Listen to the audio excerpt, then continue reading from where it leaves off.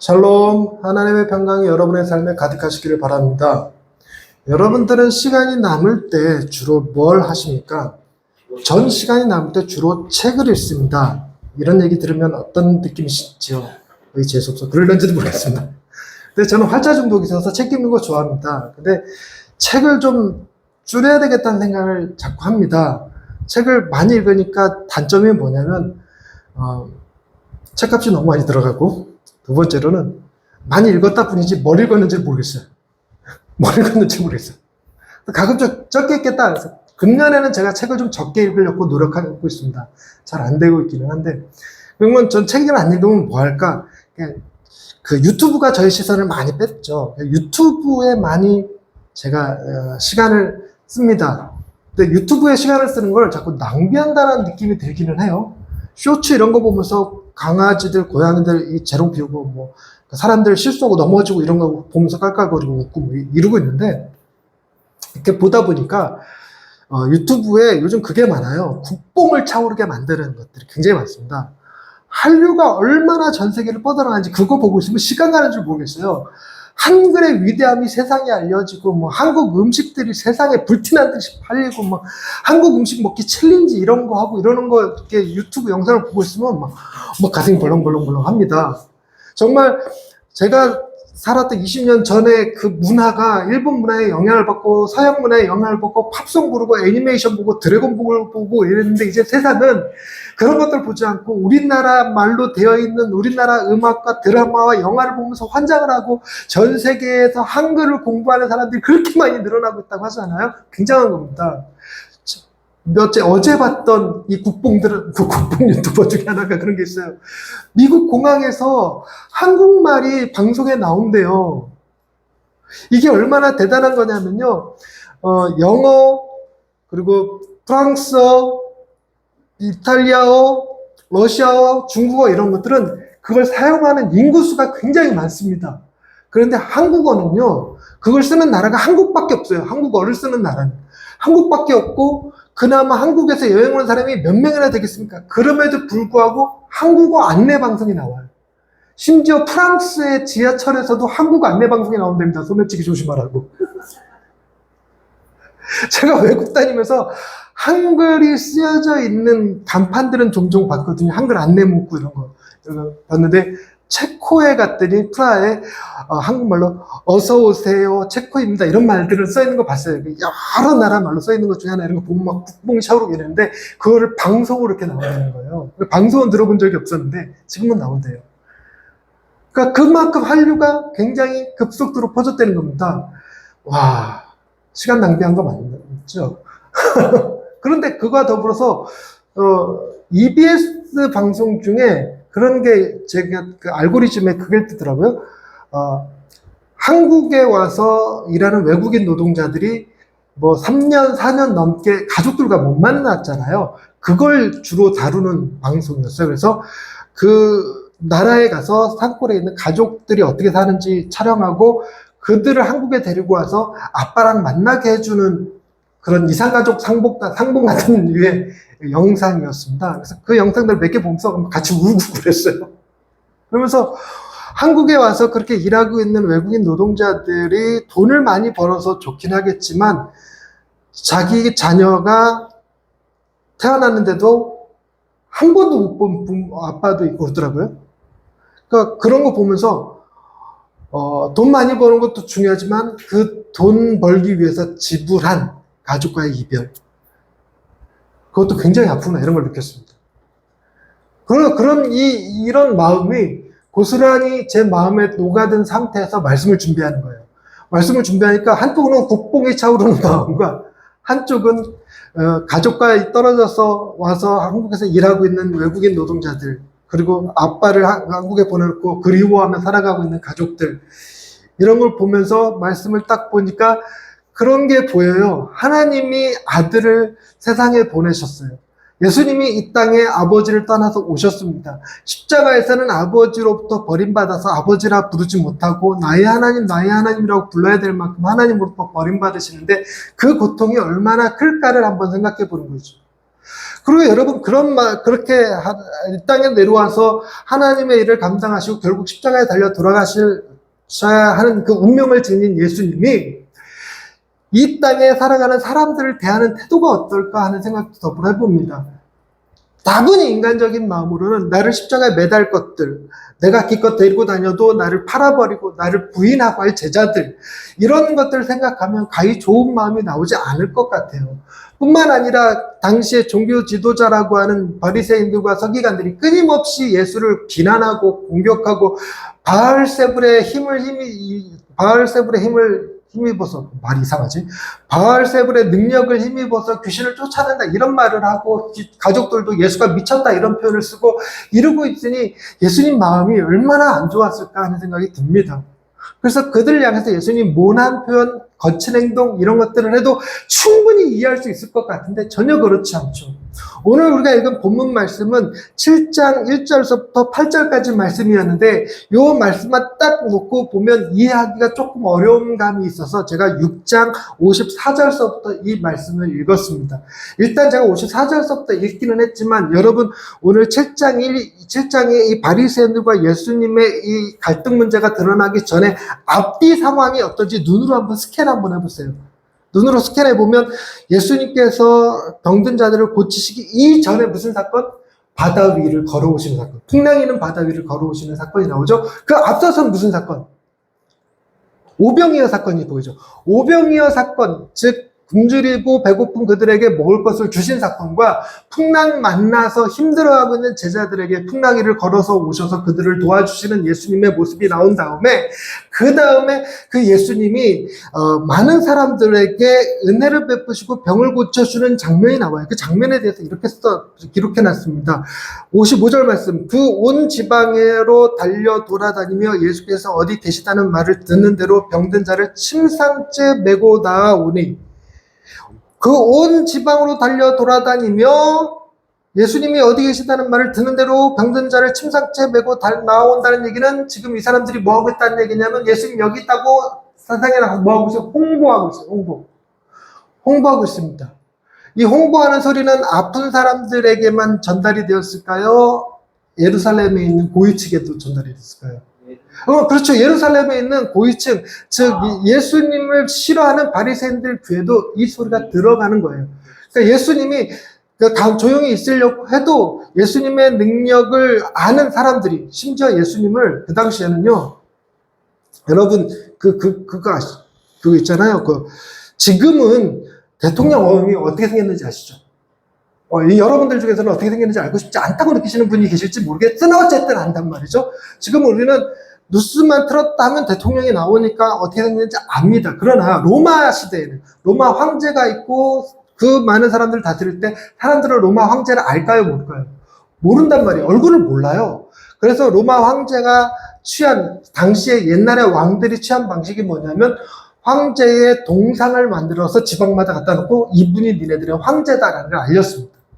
그게 좀 더 심한 경우는 동전에다 황제 얼굴을 새겨서 황제 얼굴이 새겨진 동전을 사용하게 했어요. 그렇게 알리는 겁니다. 근데 예수님은 자신을 알리기 위해서 이스라엘 전역에 흉상을 보급했을까요? 동전에다 새겼을까요? 사진을 찍어서 포트폴리오를 돌렸을까요? 아니잖아요. 아닌데도 불구하고 54절 말씀, 배에서 내리니 사람들이 곧 예수신 줄을 알아봤어요. 이런 일이 벌어져요. 예수님이 딱 등장했을 때 예수님이 신 줄 알아봐요. 그러고 나서 사람들이 나가서 소문 퍼뜨리는 거예요. 예수님이 우리 동네에 왔다, 여기 왔다, 이렇게 소문을 퍼뜨렸다는 겁니다. 여러분, 예수님이 그 성화를 그림을 보면 예수님과 제자들이 머리에 이 노란 줄이 있어요. 원이 있는데 이걸 뭐라고 부르지? 후각, 아우라가 있는데 보통 제자들은 한 줄 아우라를 갖고 예수님은 보통 두 줄 아우라를 그려놔요. 성화에. 그래서 우리가 성화를 딱 보면 성화에 남자들 장군 나오고 이 중에 예수님이 누군지 모를 수 있잖아. 그러니까 그때 우리가 예수님이 누구신 줄 알아볼 수 있게끔 그런 장치를 해놓습니다. 그래서 그 예수님이 드러나요. 근데 예수님이 이때 당시에 그런 아우라가 있었을까? 이렇게 두 줄 아우라가. 이렇게. 만약에 두 줄 아우라가 실제로 있었으면 예수님을 십자가에 매달아 죽일 수 있었을까? 겁나서? 그렇지 않잖아요. 그럼에도 불구하고 예수님이 신 줄 알아봤어요. 어떻게 알아봤을까?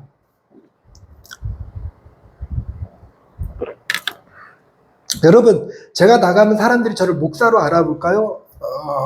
목사인 줄 모를까요?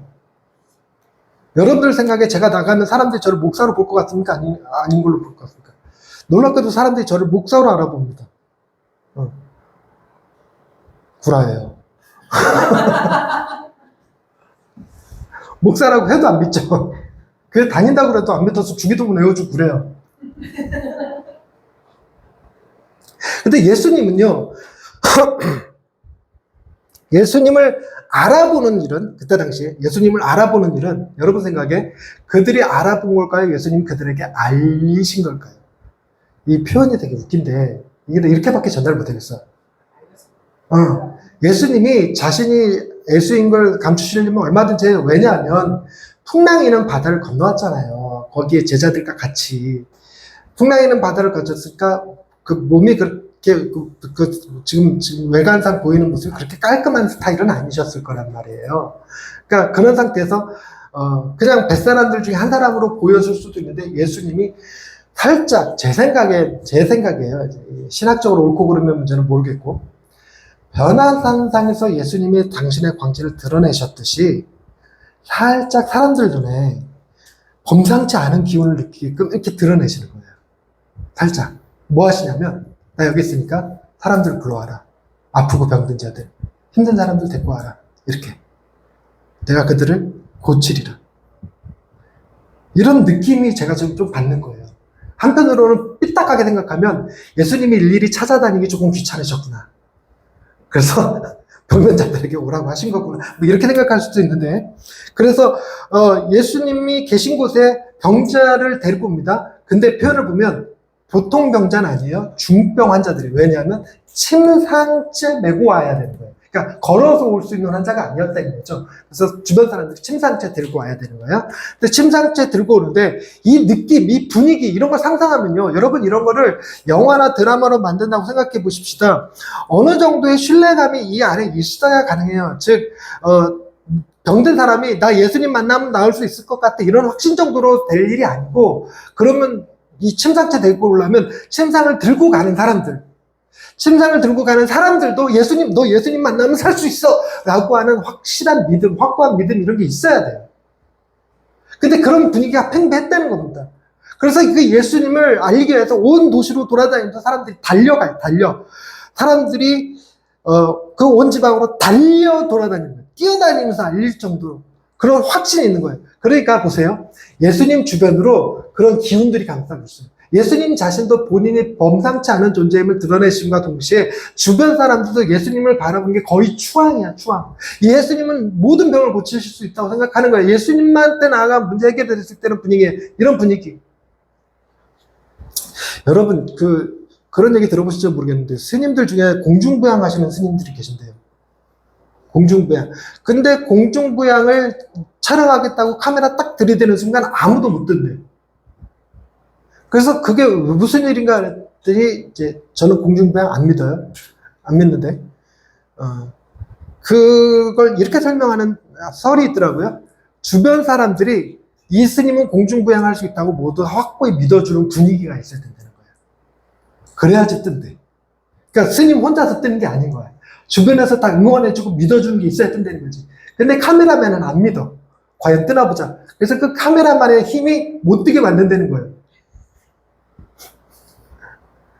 그러니까 이 정도 분위기, 예수님의 그 카리스마가 드러나고 사람들이 온 사방으로 달려다니고 막 침상째 메고 오고 이런 상황에선 여러분 예수님이 아니라 누구라도 안 싸우면 나을 수 있지 않을까 이런 분위기까지 감지됩니다. 그러니까 그 주변의 아우라가 그 주변의 분위기가 보통이 아닌 겁니다. 그런 상황에서 7장 1절 바리새인들과 또 서기관 중 몇이 예루살렘에서 와서 예수께 모여들었습니다. 예수께 모여들어서 이런 상황들을 봤어요. 이들도 이런 상황들을 봤어요.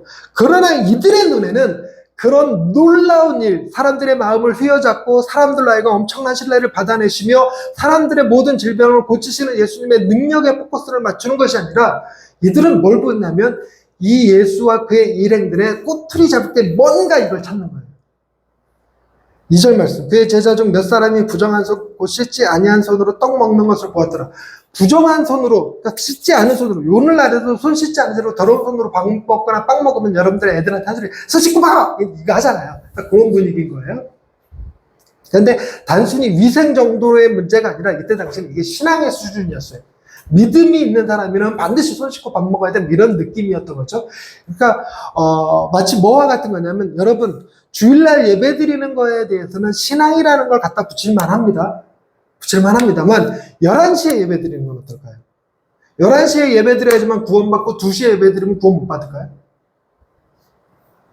가끔 그런 게 있어요. 우리나라가 거의 대부분의 교회가 11시에 예배를 드려요. 근데 가끔 그 예배 시간을 조정한다고 10시 반에 예배 드리거나 11시 반에 예배를 드리면 10시 반이나 11시 반에 예배를 드리면 묘하게 혹시 여기 이단 아닐까 이 생각 들어요.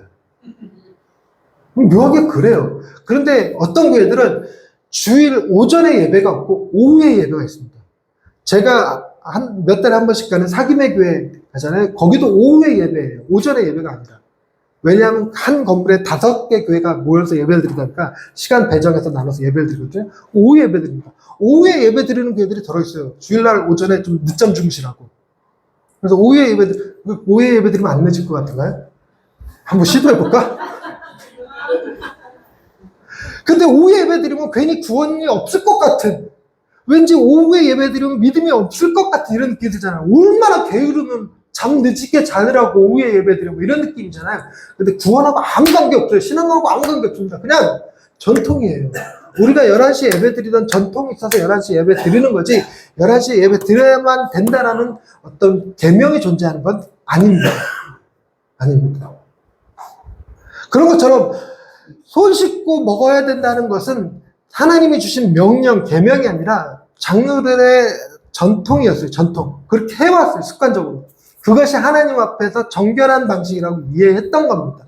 그래서 하나님을 섬기기 위한 방식으로 만들어질 때는 그게 만들어졌는데 만들어 놓고 지나다 보니까 화석화돼서 전통을 지키냐 안 지키냐만 중요했던 거예요. 거기에 담긴 의미가 뭐냐 하는 건 하등 중요하지 않은 문제가 되어버렸어요. 그게 눈에 들어왔던 거예요. 아니 손을 안 씻고 밥을 먹어. 근데 그나마도 또 그렇지 않습니까? 바리새인들이 와서 그들과 함께 있는데 바리새인들이 꼬투리 잡으려고 그러고 있는데 손 좀 씻고 먹지. 손 좀 씻고 먹지.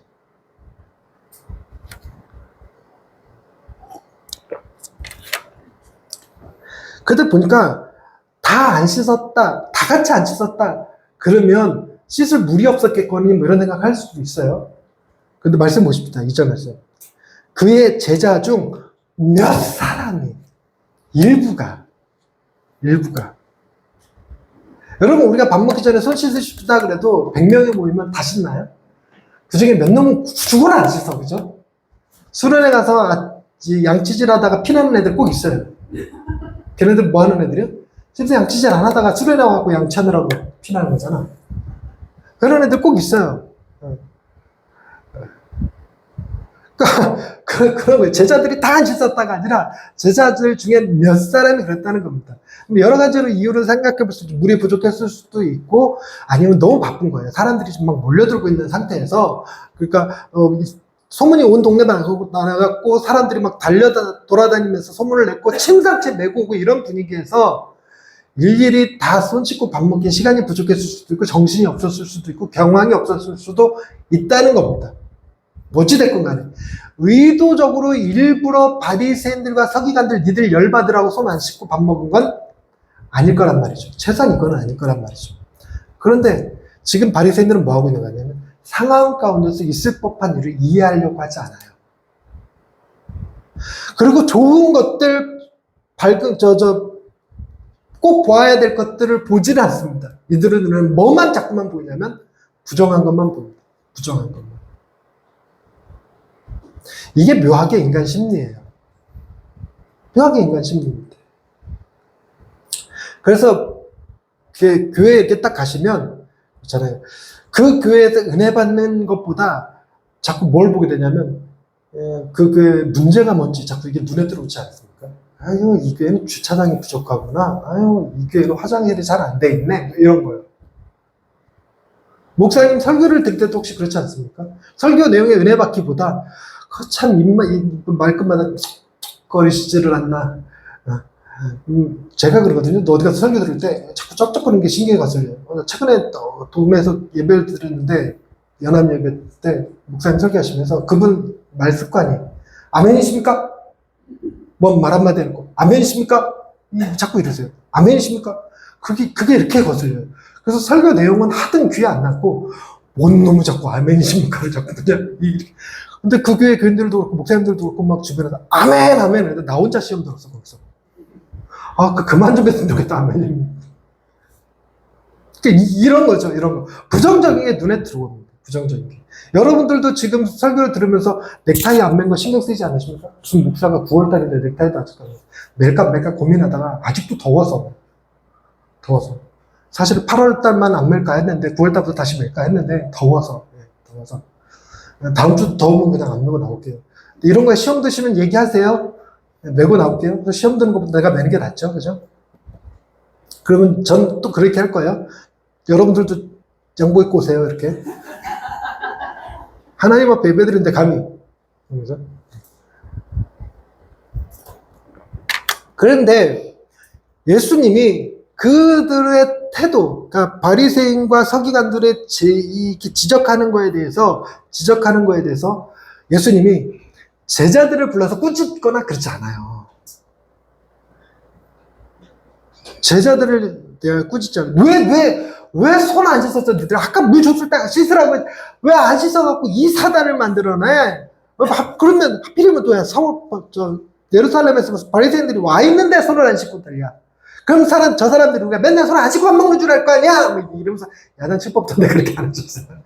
그럴 뿐이 아니고 지금 뭐 하고 있냐면 바리새인들 눈에 손 안 씻은 것은 이걸 뭐라고 불러요? 더러운 손이라고 안 부르고 7장 2절 말씀 무슨 손이라고 부르는지 보세요. 부정한 손. 부정하다는 얘기는 뭐냐면 죄라는 의미예요. 죄. 지금 그 상황 가운데서 굉장히 선한 일들이, 선한 영향력들이 넘쳐나고 있지만 그럼에도 불구하고 바리새인들 눈에 그들의 죄가 보이는 거예요. 죄. 근데 놀랍게도 지금 주님은 뭐 하고 계시냐면 주님은 죄를 이게 표현이 좀 이상한데 변호하시는 거예요. 변호. 이들이 부정한 손으로 밥 먹은 것에 대해서 주님이 정죄하시는 것이 아니라 판단하시는 것이 아니라 변호하시는 거예요.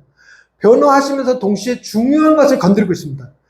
뭘 건드리냐면 6절 말씀 이르시되 이사야가 너희 외식하는 자에 대해서 잘 예언하였도다. 외식의 문제를 언급합니다. 바리새인들은 손 열심히 씻으나 그것은 외식이었다. 즉 보여주기 위한 거였다. 뭐와 다른 거냐? 이 백성이 입술로는 나를 공경하되 마음은 내게서 멀더라. 마음이 내게서 멀더라. 설교 제목을 내가 안 바꾼 건가? 마음이 빠져있는 행동이었어요. 여러분 그걸 외식이라고 그래요. 오늘날에는 그걸 뭐라고 부르냐면 소울리스라고 그래요. 소울리스. 영혼이 안 느껴진다고. 우리 아내가 내 머리 어때요? 예뻐 그러면 대부분에 영혼을 좀 담아서 얘기해봐. 영혼을 담아서 얘기하면 내가 좋다고 하겠나? 나도 목사인데 기왕에 돈은 썼고 안 좋다고 그러면 가서 또 돈 쓸 게 뻔한데 좋다고 해야지. 어쩌겠어.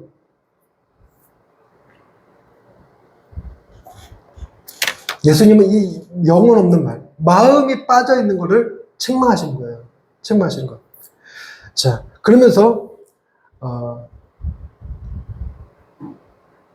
7절 사람의 계명으로 교훈을 삼아 가르치니 나를 헛되이 경배하느라. 8절 너희가 하나님의 계명을 모르고 사람의 전통을 지키느니라.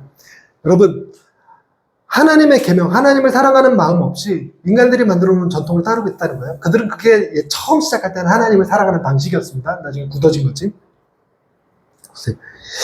저는 이걸 통해서, 이 말씀 통해서 오늘 두 가지 사실이 너무 명확하게 딱 드러난다고 생각합니다. 하나는 죄를 변호하시는 주님. 또 하나는 그 마음의 죄까지 드러내시는 주님. 여러분, 주님이 우리의 마음의 죄까지 들여다보시는 분이라는 사실은 불편하지 않을까요? 제가 여러분들의 마음과 생각까지 들여다볼 수 있으면 여러분 우리 예배 안 나올걸요? 어쩌다 뜨끔뜨끔하죠? 어떻게 하셨을까? 이렇게. 몰라, 나는. 그냥 짐작하는 거지.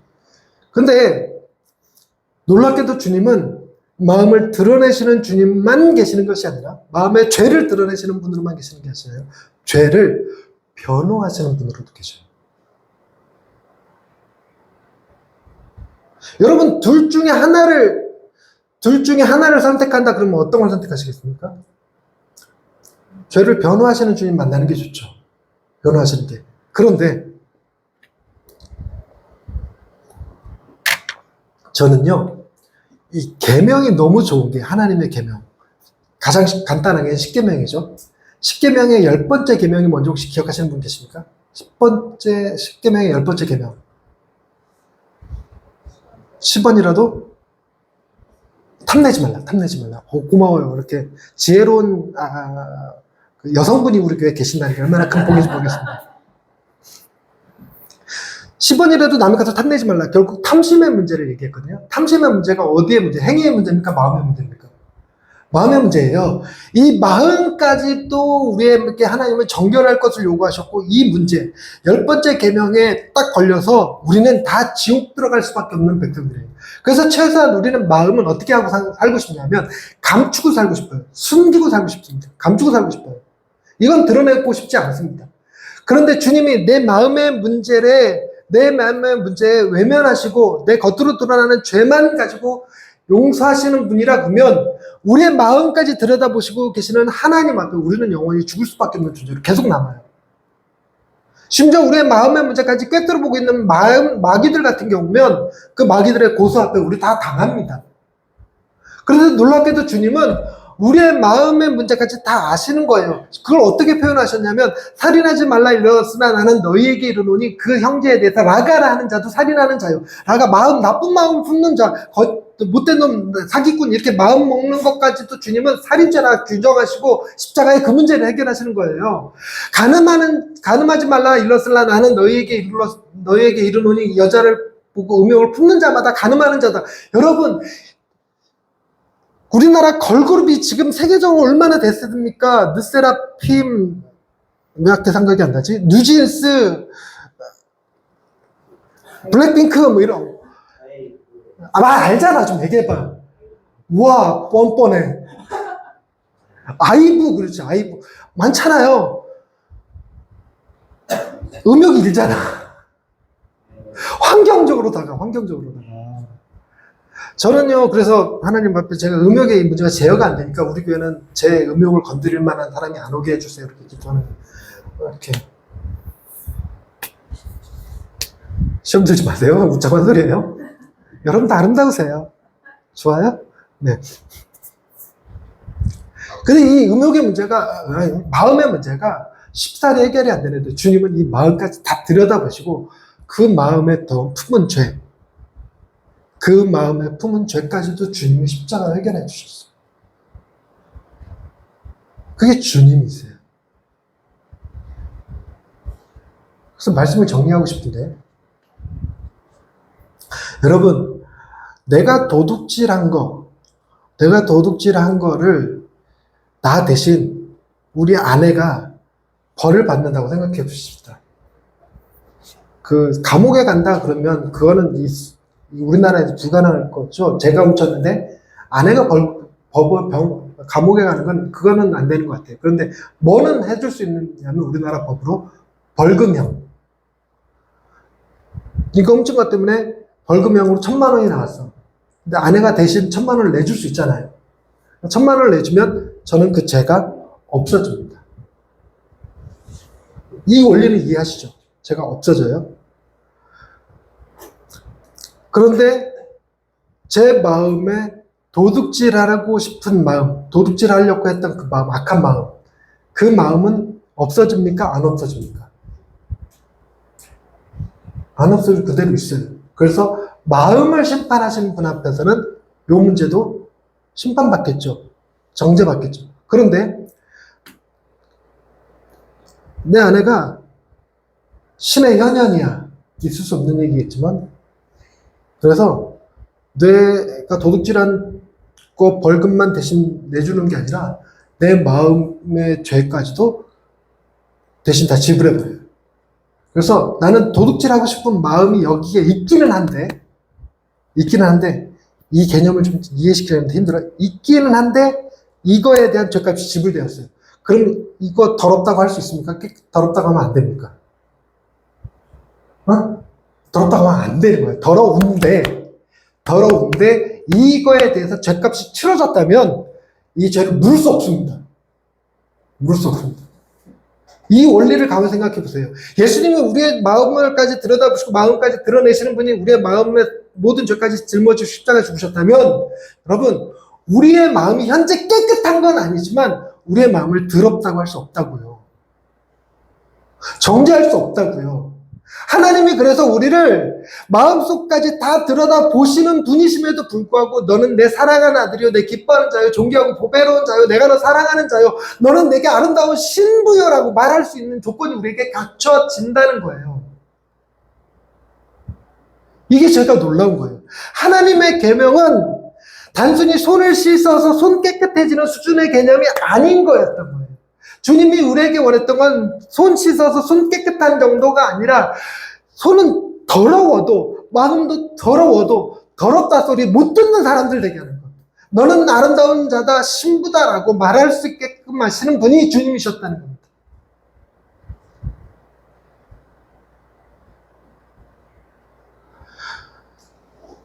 자기 집에서 떠나 한국에 와서 일하던 그 사람들, 외국인 노동자들이 주로 하는 일은요, 그러니까 이제 방송에 일부러 그런 직업만 보여줬을 수도 있는데, 3D 업종이라고 해서 한국 사람들이 일하기 싫어하는, 꺼려하는 분들이죠. 더럽고, 위험하고, 그런 일들을 합니다.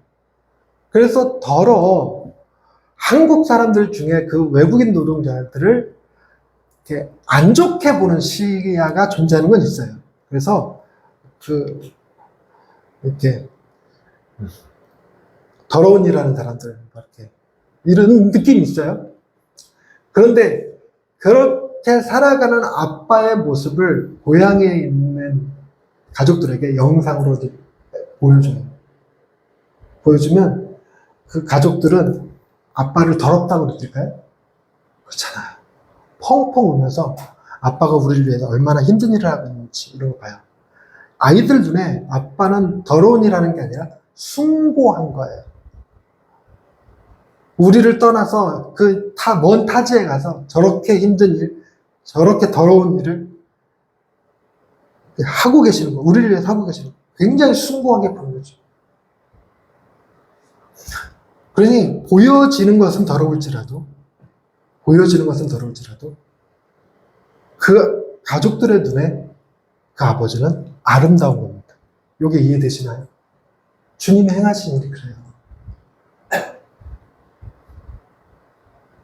세상 사람들은 주님이 행하신 일을 모르고 우리를 보니까 먼 크리스찬이 저래, 먼 기독교인이 저래, 먼 사람이 저래 이럴지 모르겠으나, 그러나 그걸 알고 보시는 하나님의 눈에는요, 우리가 존귀하고 보배롭고 지극히 아름답고 사랑스러운 존재라는 사실을 기억하십시오. 주님은 그렇게 우리를 마음까지도 정결한 자로 여기고 계십니다. 기도하십시다. 하나님, 우리의 삶의 주인 되셔서 우리의 모든 죄악들, 마음에 품은 더러운 것까지 다 드러내시고 정결케 하시며 깨끗게 하시는 주님을 다시 한번 생각하고 들었습니다.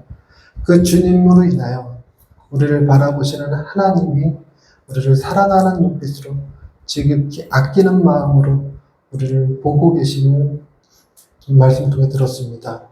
주님 앞에 사랑받는 자처럼 우리도 우리 자신을 사랑할 줄 알고 우리도 주님 더욱 닮아갈 수 있는 예양의 식구들 되게 해 주옵소서.